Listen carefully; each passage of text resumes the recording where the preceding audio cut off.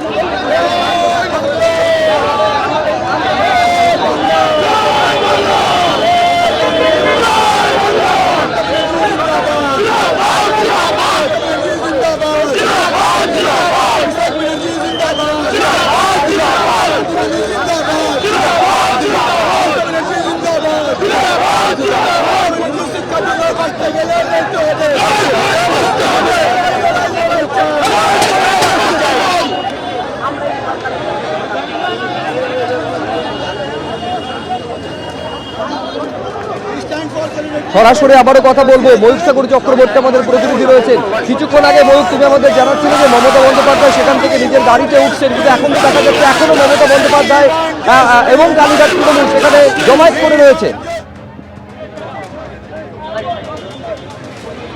দেখো, একদমই মমতা বন্দ্যোপাধ্যায় এবং কালীঘাট তৃণমূল তারা এখনো ওখানেই রয়েছেন। তারা এখান থেকে এখনো কিন্তু তার গাড়ি রয়েছে, কিন্তু এখনো পর্যন্ত তিনি এখান থেকে গাড়ির দিকে উঠছেন না। এরই মাঝে আরো যারা দেখছি যে কালীঘাট তৃণমূলের তরফ থেকে আরো বেশ কয়েকজন সদস্য তারা এখানে এলেন। পুলিশের তরফ থেকে দেখো বারবার যেটা বলা হচ্ছে যে কলকাতা হাইকোর্টের যে নির্দিষ্ট অর্ডার রয়েছে সেটা যাতে কমপ্লাই করা হয়, সেটা যাতে মানা হয়।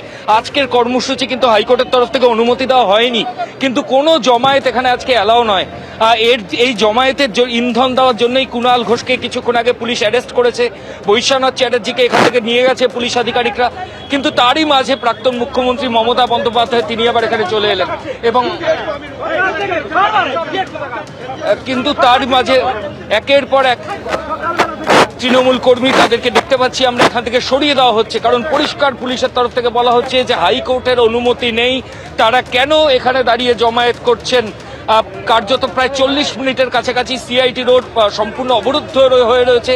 পুলিশের তরফ থেকে পরিষ্কার বলা হচ্ছে যে যেহেতু রাস্তা অবরুদ্ধ, মহামান্য কলকাতা হাইকোর্টের নির্দেশ নেই, কিন্তু তারপরে কি করে এই জমায়েত রয়েছে। কিন্তু মমতা বন্দ্যোপাধ্যায় তিনি এখনো ওখানেই রয়েছেন। ডেরেক ওব্রায়েন এবং দোলা সেনকেও আমরা তার পাশে দেখতে পাচ্ছি।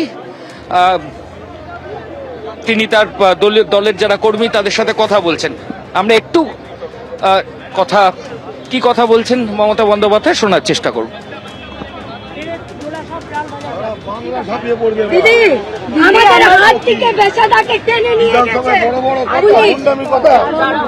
দিদি সব জানে, দিদি সব জানে। ছাড়ো এই সব তৃণমূলের কথা, মনেই চলো মনে শক্তি রাখো। গাড়ির এরই মাঝে দেখছি যে গাড়ির দিকে এগোচ্ছেন মমতা বন্দ্যোপাধ্যায়। তিনি গাড়ির দিকে এগিয়ে যাচ্ছেন। আমরা আবার তার সাথে কথা বলার চেষ্টা করব। কুণাল ঘোষকে এখান থেকে অ্যারেস্ট করে নিয়ে যাওয়ার পর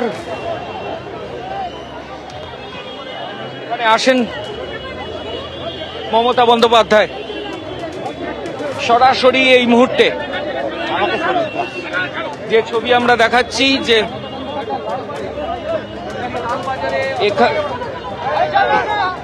যেহেতু কুণাল ঘোষ এবং বাকি যারা নেতৃত্ব তাদেরকে এখান থেকে পুলিশ লালবাজারে তুলে নিয়ে গেছে। কিছুক্ষণ আগেই পুলিশ আধিকারিকরা কুণাল ঘোষকে এখান থেকে অ্যারেস্ট করেছেন এবং তারা এখান থেকে নিয়ে গেছেন। আমরা কালীঘাট তৃণমূল কংগ্রেসের তরফ থেকে এখানে যারা ছিলেন তাদেরকে এখান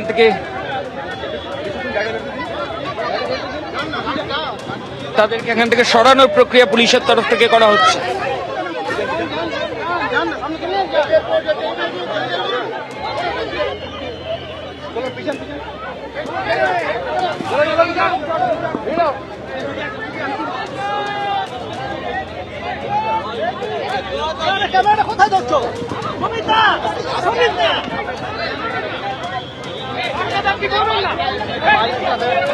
এবিপি আনন্দ, এগিয়ে থাকে, এগিয়ে রাখে।